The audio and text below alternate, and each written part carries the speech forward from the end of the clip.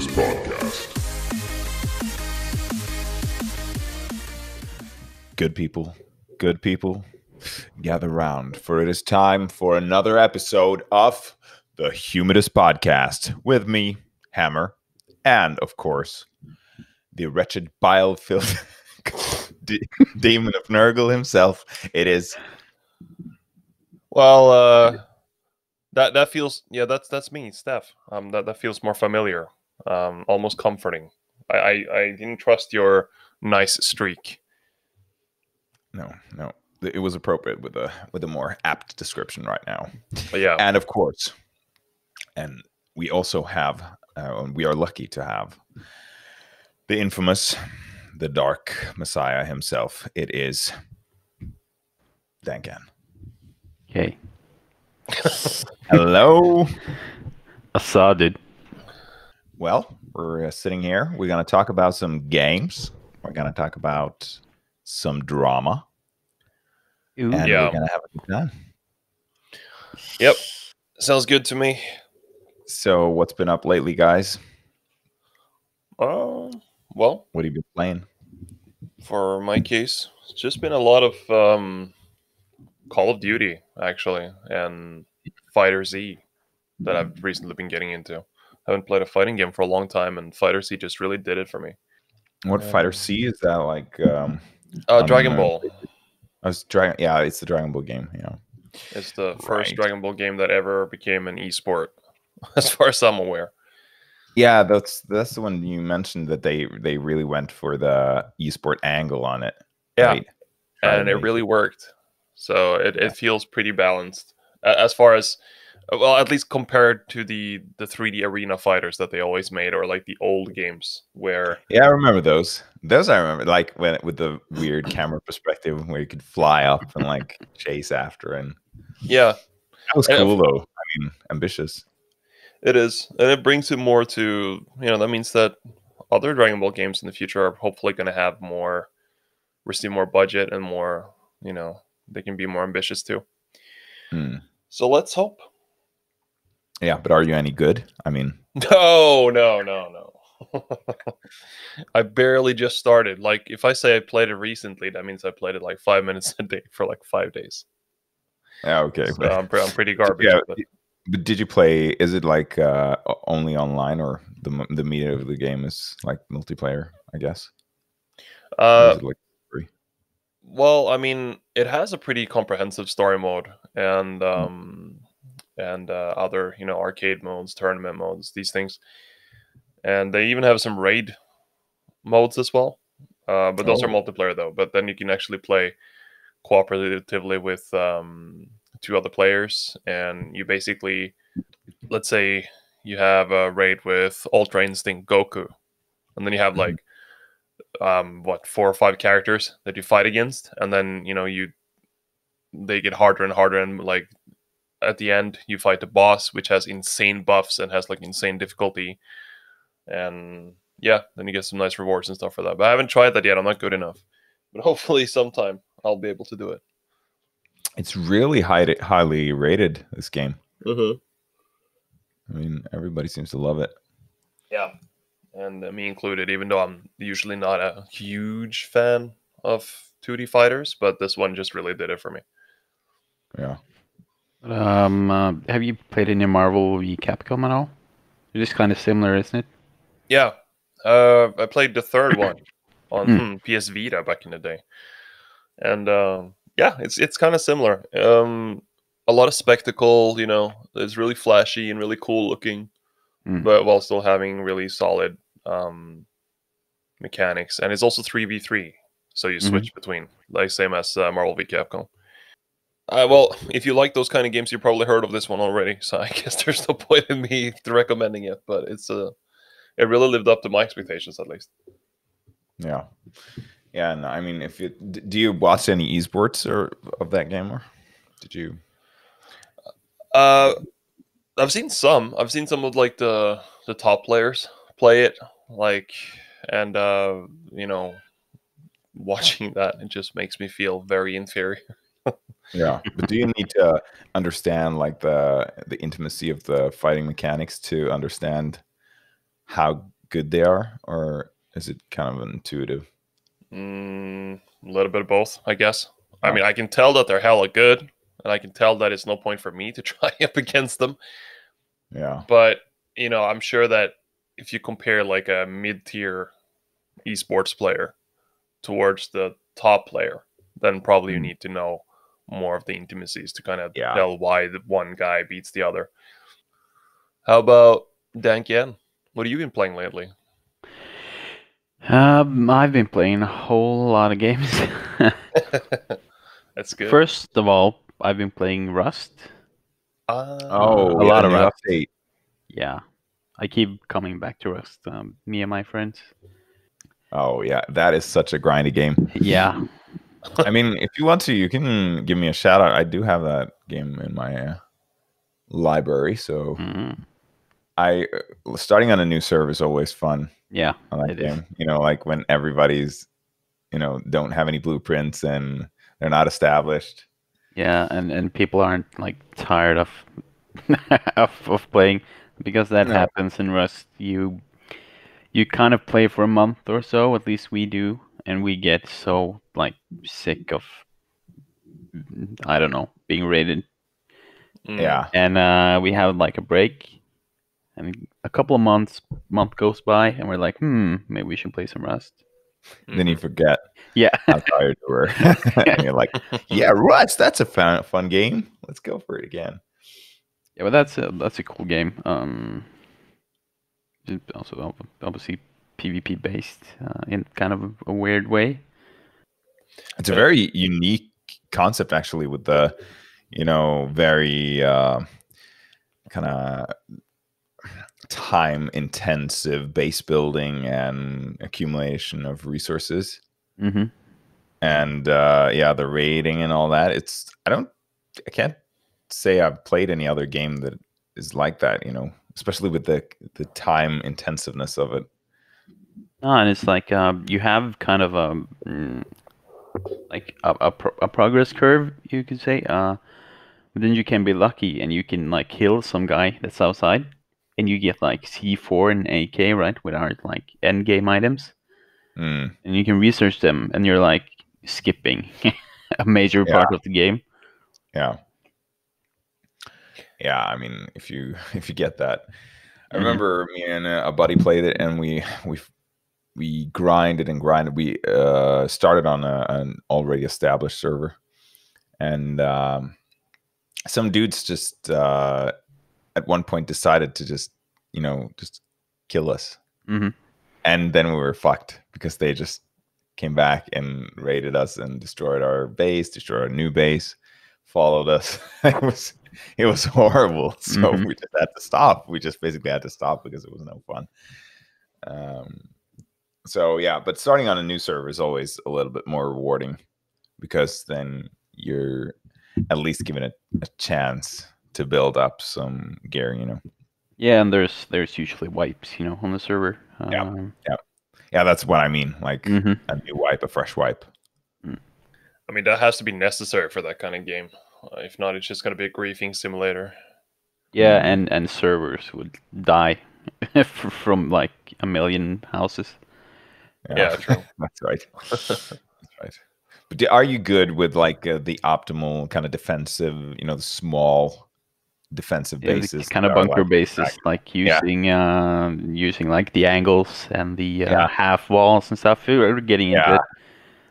I mean, I remember seeing a guy on YouTube that he made like a hexagonal something, or maybe it was a pentagon shaped type of Hmm. base, but it was like just a circle, and it was three stories, and the base was in like eh, one of the kind of cake sections Hmm. of this house, so you couldn't know which cake it was, Hmm. if you understand me. And then he placed everything, all the storage containers and stuff, and he placed it so optimally, it kind of glitched it into like sides and behind the door, and he was so space efficient Hmm. inside that little cake segment of his base that he basically could fit like a lot of storage space. Yeah, well, that's really cool. The entire building thing. Yeah, And yeah, like I love that. making it like as expensive as possible for people to actually get inside your good loot. Yeah, that was the entire like, and some people make huge bases, like they have a guild or a clan or whatever, and make like a fucking fortress, you know. But it's still possible because it's like it's a classical structure, you know. with, Yeah, but like, then just- you also have the thing which is upkeep, right? You have to yeah, constantly you have supply to, your yeah, tool that's right. cupboard with mats. Mm, If not, to your repair. building decays and like falls down. Yeah.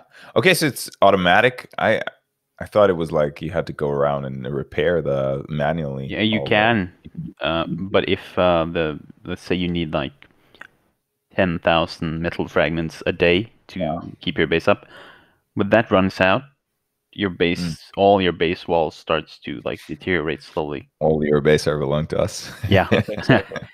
and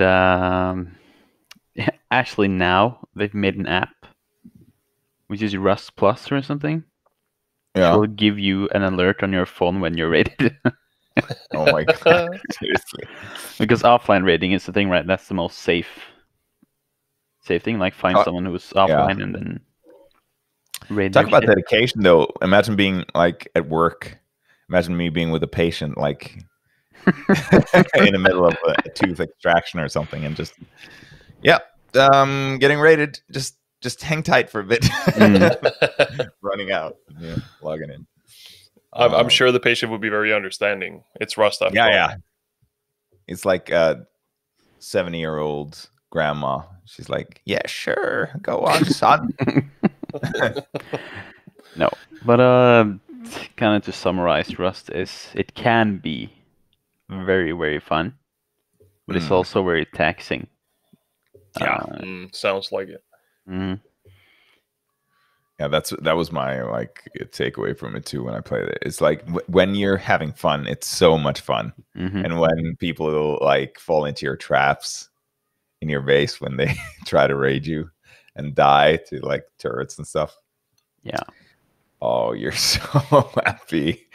But when you're constantly like camped and raided, then you can endure for like a bit, and then you're just okay. Now I'm burned out.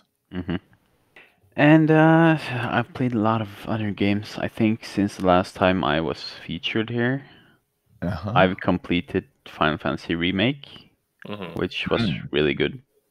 Yeah. Stellar. You already touched on that, I think. I think we actually touched on it twice, but it's all in the prototype episodes, and none of it was actually featured because we got so tired of talking about it. Yeah. Yeah, that's right. We never had an episode with that. Yeah, I think we did. Wasn't that the first episode? No, maybe. Can't remember. Maybe. Yeah, can't remember. We're already getting to that number of episodes, man. It's kind of hard to remember. Getting amnesia. Okay, but then I'll get you once in a lifetime Dank N review, which is the game is very good. It's kind of a bit. Yeah, okay. Give me a second.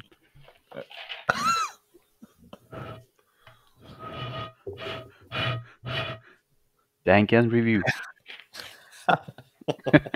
Okay, good. The game is really good. It has its crazy moments. It's kind of a bit too long, I think, and it has some pacing problems. Yeah. But it's a good game. All in all, I enjoyed it. Yeah. I think I after I finished it, I kind of had the same kind of impression. Like I absolutely loved all the story parts of it. All the story missions were great, but then as soon as the side mission thing started, it's like at first you're like, oh, it's cool, fleshing out the world a little bit, but then ultimately it just became like I just wanted to speed ahead to the next story mission, you know. Because the story was so high paced, and then suddenly now you have to go search for lost kids, and I'm just like, but there's a guy over there that I want to fight. He's in a suit. He has red cool gear. He has glasses, and he looks like a badass. He's waiting for me. Now you have to find these kids, you know. But yeah, and they had some really interesting twists on the story too. So Mhm. that was pretty cool. Or I mean, cool. Yeah, it was cool. It's going to be interesting to see what they do in the future. Yeah, with that. absolutely. So then I completed Xenoblade Chronicles Definitive Edition, Oh Mm. shit! That's which is amazing. Yeah, that's like 80 hours plus. yeah. So Because I did like almost everything. Oh man. That's a Oh, really good boy. game that Sure has you probably did. been reviewed for like 15 years now or 10 years. I don't know. It's you should Yeah. play it if you love JRPGs and have a Mhm. Switch. I'm actually Yeah. Would you say it's worth getting a Switch Lite? Do you think? I'm actually considering it since it's only like Oh, $250. I'm considering that too. I don't know. For me, I played Switch like 99% on the TV. Yeah, Okay. yeah. Because that's the contention point, right? I was like thinking, I'm not playing too many portable games, you know, and No. maybe I should get a Switch as a portable system. Yeah. And the Switch Lite is so appealing, you know, it's so easy, and there's so many system sellers on the Switch right now. Yeah, it is, And and it's yeah, a lot cheaper too. It's It's a only lot cheaper. 2,500 crowns. but it's like, why isn't it? Yeah, I understand that they have to kind of separate the markets, Mhm. but do you really feel that? I don't think it's too hard to kind of have a port for the TV, you know? No. No, it's not. It's probably like a 20 kroner or maybe like a $2 component, you know, to, Yeah. to include. But yeah, But I'm Yeah. gonna just say the handheld mode does not give some of the games justice. justice. No, Yeah. So no. so that was a thing I wanted to ask you, because a lot of criticism, at least from to the first model, was that the handheld mode was a little bit lacking, or like it didn't do justice to some of the games, like you said. Hmm. And I was a little bit worried about that with the light. I mean, how big is the price difference between the light and the normal one? It's like 1,000, 2,000 crowns. Approximately. 2,000 is that much, yeah. Yeah. It's like, I looked at the prices the other day on Elkjøp, and for those of you who don't know, that's like one of the leading electronics store chains in Norway. But that's besides the point. So I think the normal Switch is like 4,400, and the Switch Lite is about 2,005. so it's a $214 difference, guys. Yeah, which is why, and my stepsister actually got the light version, and she's enjoying it a lot. And I'm thinking like, Yeah.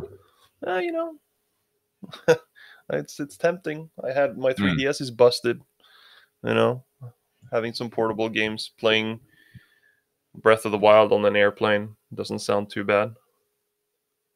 No, Yeah. but imagine playing Breath of the Wild on a like 65-inch 4K TV.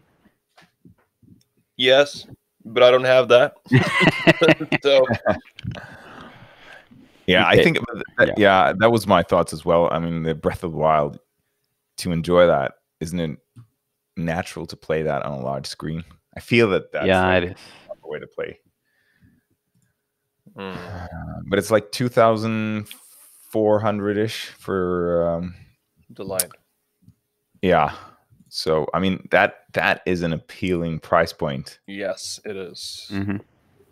It's basically $260 for in Norway for the Switch Yeah.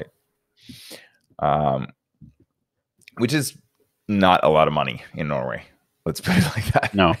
Yeah, I mean, especially not for new electronics like this. It's No.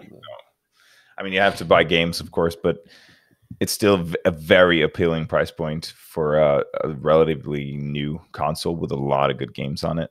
Yeah. Hmm. But did you follow the Pokemon Shield and Sword kind of controversy half a year ago?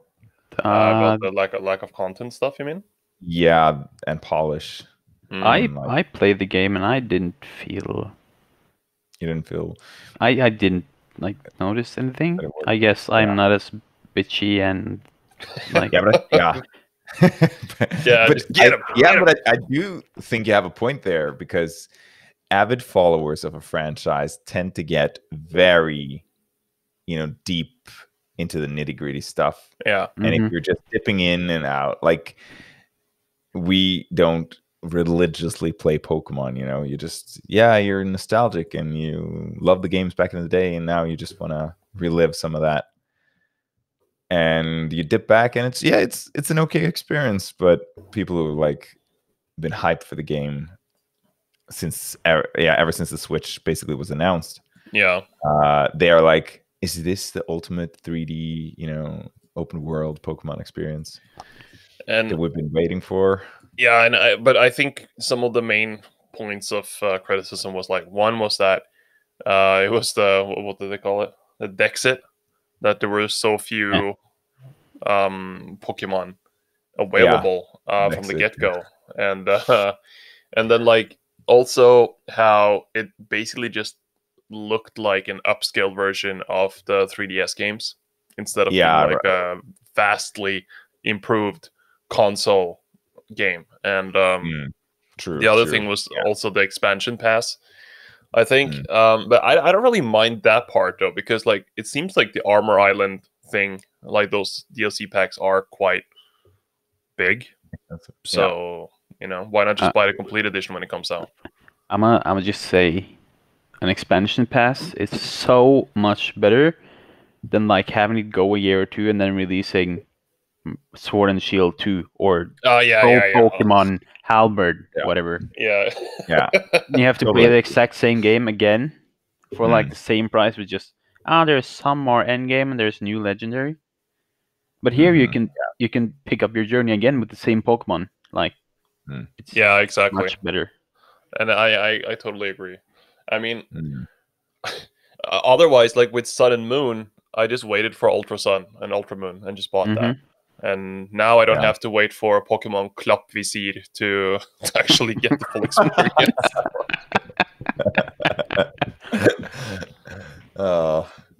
No, but yeah, I think that most people were actually quite happy with the pass, but it was like what, $30 or something.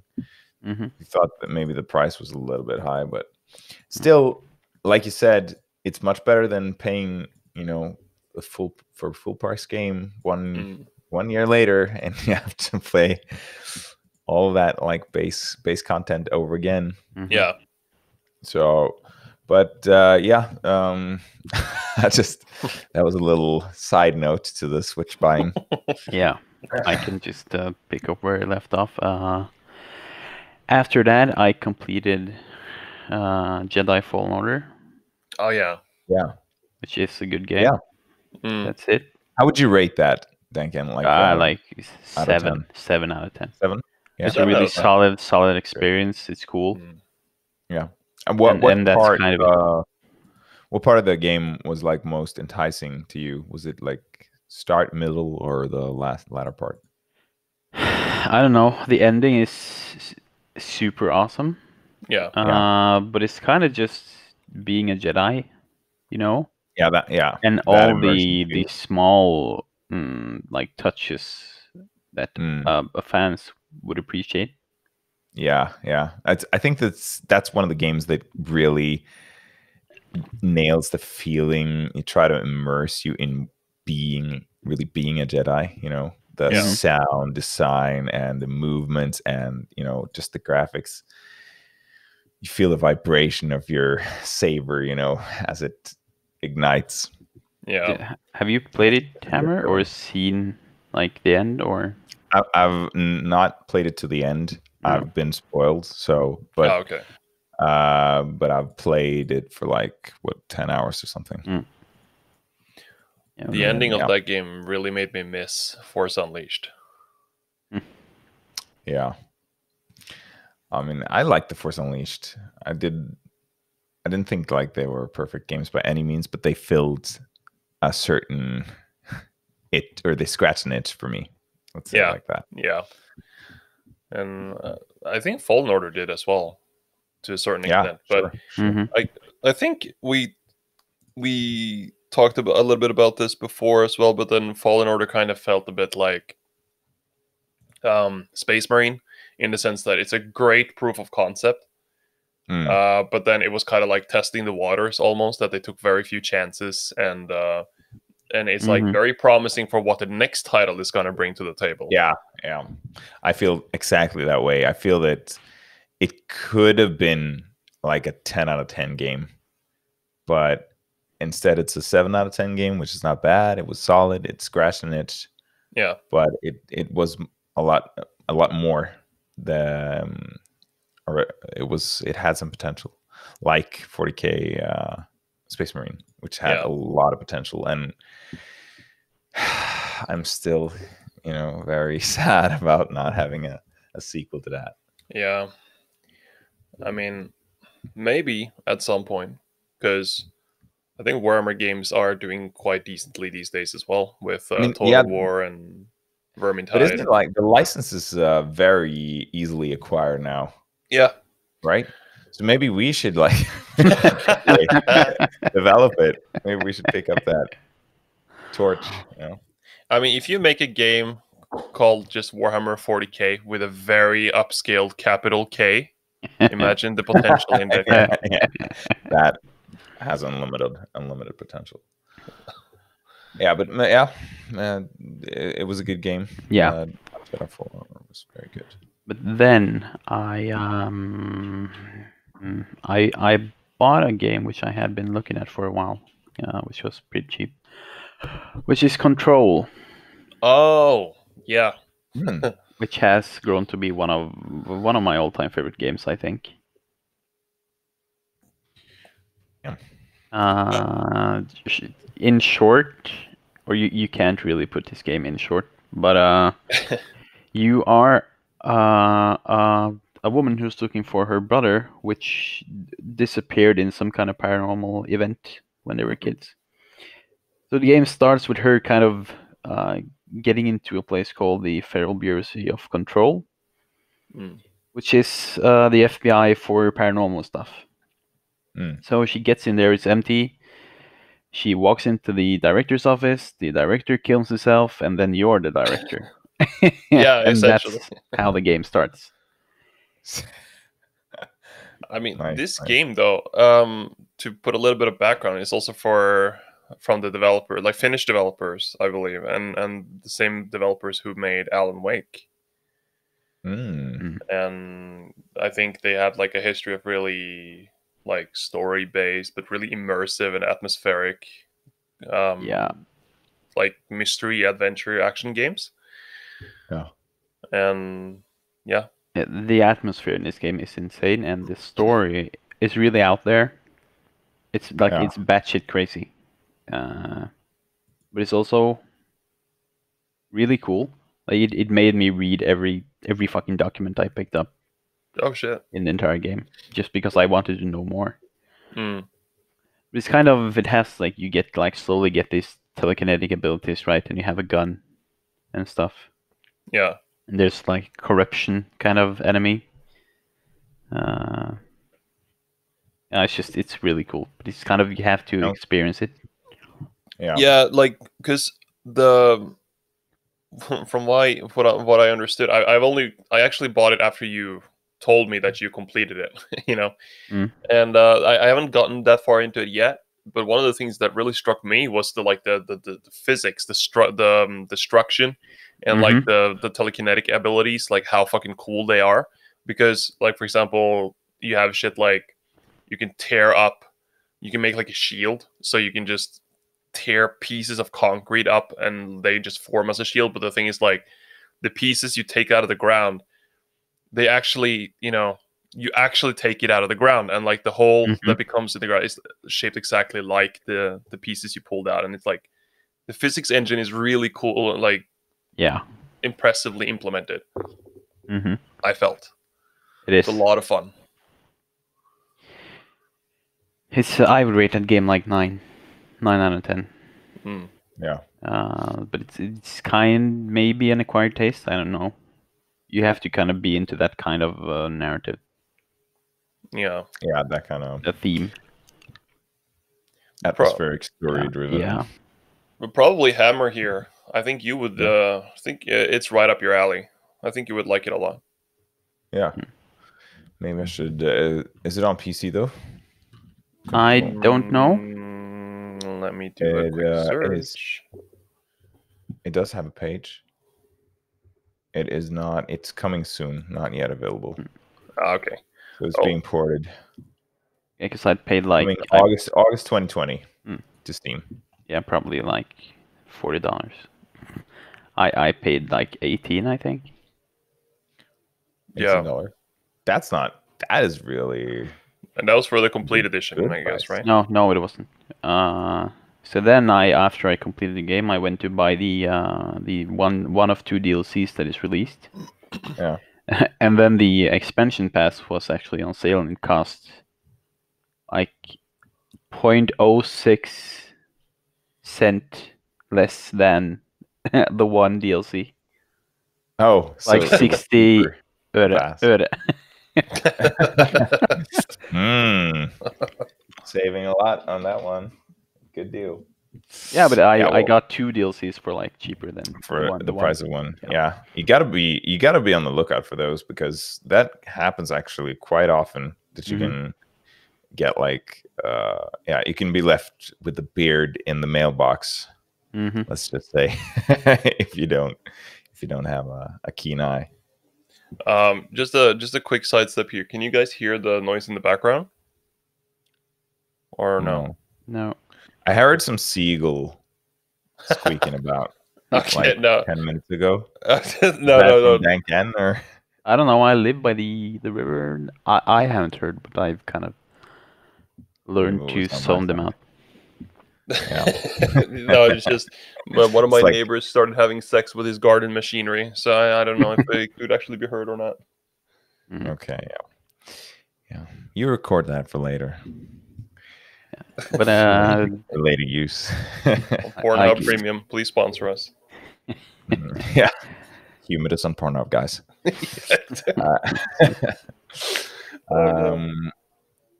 What were we talking about? I can just finish up. So I platinumed that game. Yeah. Then I was kind of exhausted from like big heavy games, so I platinumed Spyro 2 and 3. Ooh. Which is just it's fun, you know. It's super cozy. Yeah. Like mindless, just prancing about collecting billions of stuff.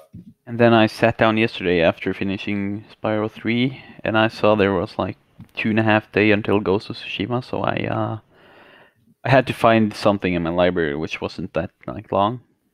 So I ended up on Medieval, the remastered from the old PS1 game. Yeah. So that's what I'm playing now. Damn. I mean, all right, you've been busy. Yeah. I mean, I think we have to step up our game a little bit. Literally. Yeah, I think we're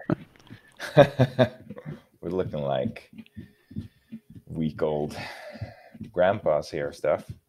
Yeah, and I mean, we're supposed to be the hosts, and yet we play the least games. It's like, where's the balance here?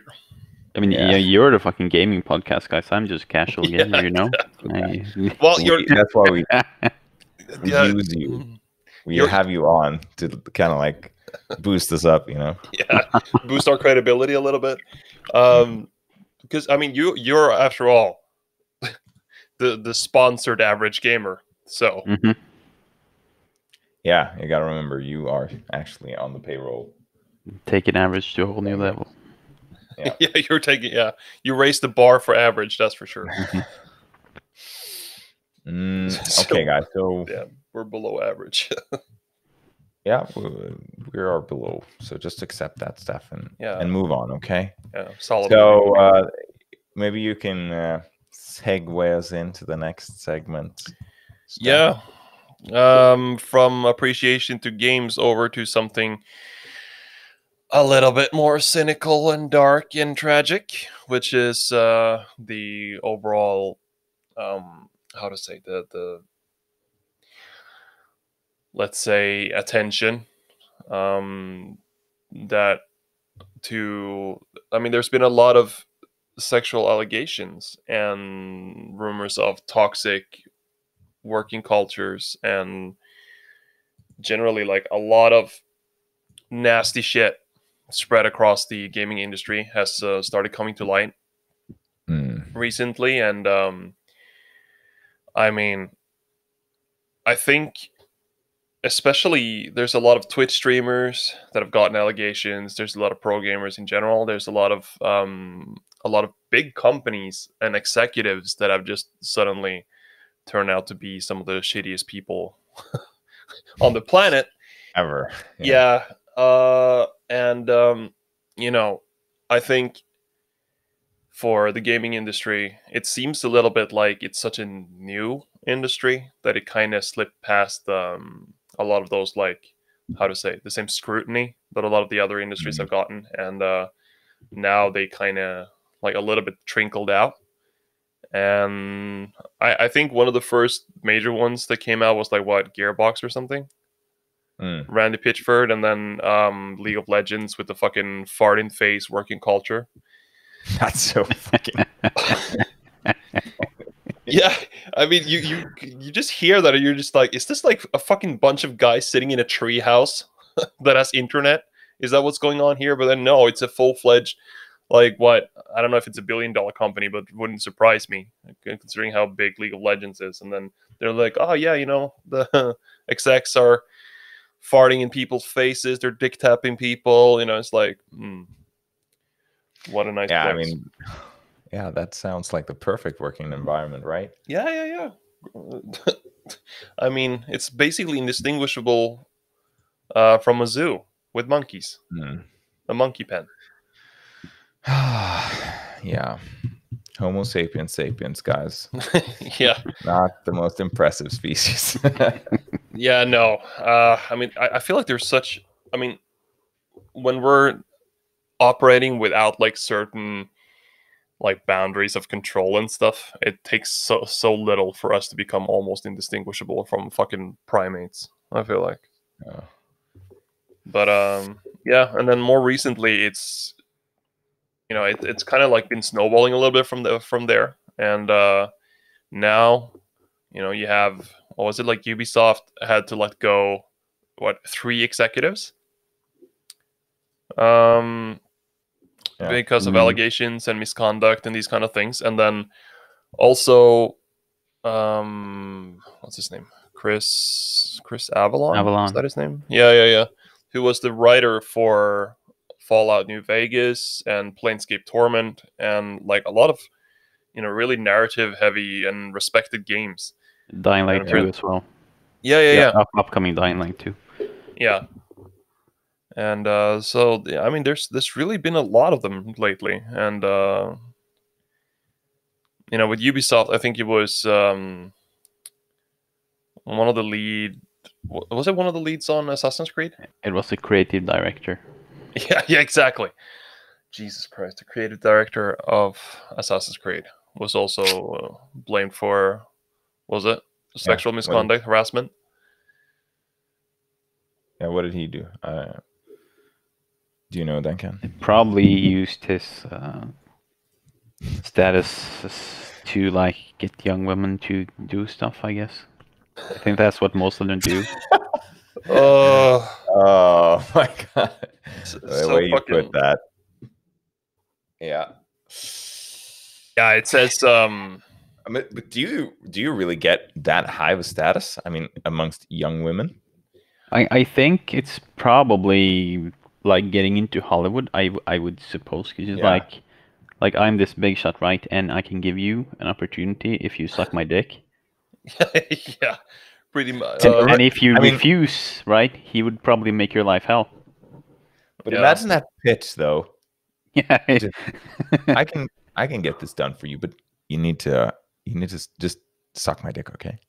Just imagine saying that. Yeah, but just I don't like it. Just sounds so fucking like unappealing. Like, why would you? I don't know. It's just so far outside my reality. I feel like that kind of like just having that idea. Like, all right, I'm going to use my position of power to just force this girl to do sexual favors for me. It's like where it just no. Hmm. It's just so Yeah. unappealing. This is like the power fantasy. I think that they kind of get off on the feeling of power. Yeah, But yeah. but the thing is, like, in this day and age, do you really? I mean, isn't that an incredible risk to say that out loud? Like, Yeah. yeah, basically, I'm kind of power blackmailing you into sucking my old dick. But I mean, it's probably not a lot of girls do whistleblow on this, but some do. And Yeah. I mean, yeah, back in the 1800s, you would probably get away with that, like 99.999% of the time. But nowadays, it's a big risk. So, I mean, Yeah. still doing that, okay? How's that working out for you? And I mean, I'm just really glad that they are That gets starting to called out. whistleblow on this, because it needs to be out there, and just these people, we really don't need those kind of people in the industry or No. anywhere for that matter. Just like get them the They fuck need to out. be rinsed, cleansed out. And it says here, there's like a statement from like in a Kotaku report. It says like, well, his name was Beland or something, or Beland, Mhm. but it says that Valent. yeah, his behavior was one that undervalues women's contributions, normalizes sexism and harassment, and makes excuses for the worst offenders while complaints about them go unheeded. Is essentially the gist of his allegations, or like, yeah, that's the statement. Okay, yeah. So he probably was too lenient when somebody reported something really, really bad going on. I'm pretty sure he contributed a fair amount himself too. Yeah. Yeah, well, good riddance. Good fucking riddance. I mean, those people give guys a bad reputation all over the world. Yeah. So let's fucking get them cleansed out of the system once and for all. It's fucking predatory behavior. It's just nasty. Yeah. But yeah, and from there, you know, I guess Ubisoft has seen a reckoning, considering it was like 3 executives that had to go. That's quite a lot, because that's a lot of like, since they're so high up, that's actually a pretty major shift for them. Yeah, yeah. The culture in the company will kind of take a new direction after that. Yeah, and hopefully though, because I mean, Ubisoft is basically copy and paste at this point. Yeah. They need to hire someone to make a new Rayman game. Ooh. Yeah, it's been a lot lately. That Rayman has like been popping up in my feed a lot lately. So I think The tinfoil hat. X-File theme intensifies. Yeah, yeah. I think that the new a new announcement about Rayman is coming up, boys. I mean, that would be cool. That would be nice. I always felt that Rayman kind of didn't get the praise that it deserved. It did get a lot of praise, but it was never like on the level of the big classic platformers, you know. Yeah, like Crash Bandicoot and such. The 2D platformers, the Legends and Origins or whatever, those are really good games for those who like 2D platformers. So creative for the time, also. Really hard as well. I remember me and my buddy, we never got far in that game. we played the first levels over and over and over again. But that was like back in the day when you were younger and couldn't like blaze through games. Yeah, that was sort of an appeal, and especially as we didn't have the internet, so we couldn't kind of like blast through review of the game and see the later levels. Seeing the later levels and bosses and stuff was like an achievement, you know. Yeah. It really felt satisfying to beat through the levels that you struggled with, and you know, went through over and over, and finally got through that with like one life left. You know. Yeah. They were like, "Yeah, I get to see the next stage." And then you died on that stage, and then, Of course. It just Yeah, becomes just overwhelming. The kind of perfect example of this Mm. is what comes after the water temple in Ocarina of Time. That was like beyond reach for most kids, right? Yeah.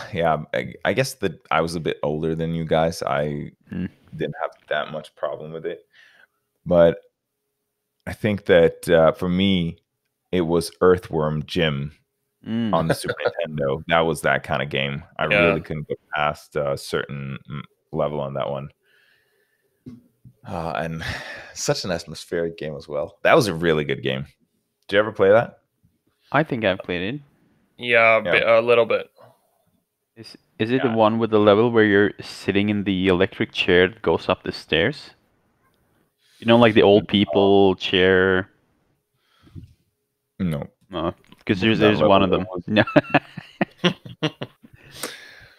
Well, I think it's a level where you kind of go underwater in some tubes or something.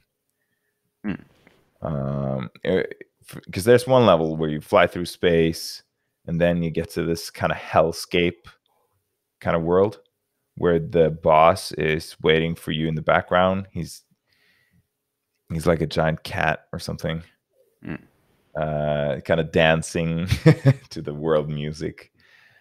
Yeah, that's let's see here. And the world after that, that's the one we couldn't pass. The level I'm thinking of is from Earthworm Jim 2 from the PS1. Okay, yeah. This is for the Super NES. And if we're segueing back to our topic, yeah, I mean, there was a lot of allegations among esports, the esports community as well, and Twitch streamers. And as I understand, like Dank N, you're quite prolific in Super Smash Brothers, and I heard that community as well and saw a lot of reckoning. Yeah. Like, what's your take on that? Fuck me, that's gone to hell. Oh shit. There's like a list of 50 plus prominent like personas in the Smash Bros scene, which has been like cancelled, which is the thing we say now, right? Someone's cancelled. Yeah. But is it all sexual, or is it just? It's just that there's so much like predatory behavior and manipulative shit, like child stuff, like minor stuff. Oh, damn, dude. that bad? So there's like, I mean, from fans, or now keep in mind that Smash, right? It is probably pretty unique in the way that there's a lot of minors at the tournaments, right? Yeah, right. And just hanging out with older people. And there's also served alcohol at most major tournaments. Oh boy. And as I've seen written, a lot of people can't afford like a hotel room, right? When they're flying out to tournaments, so they usually stay at other people's room or whatever. And there's also a pretty big like female demographic in the scene. So just to take an example, there's a player named Nairo, which has been one of the top players since Brawl. He had, when he was like 20, I think, he had sex with another guy who was 14. Yikes. And there's just a lot of stuff like that, right? And this is like a streamer and like persona I've been following and been a fan of for like many years. Yeah, that must feel quite weird. Like the first days of this, I couldn't like explain what I felt. And there's also the other one I want to bring to light is a player called Zero. He's actually in the Guinness World Record book because he had 53 tournament wins in a row. Damn. He was like the god of Smash for Wii U. And I've like been a fan of it. Like these two guys have been inspirations for me, right?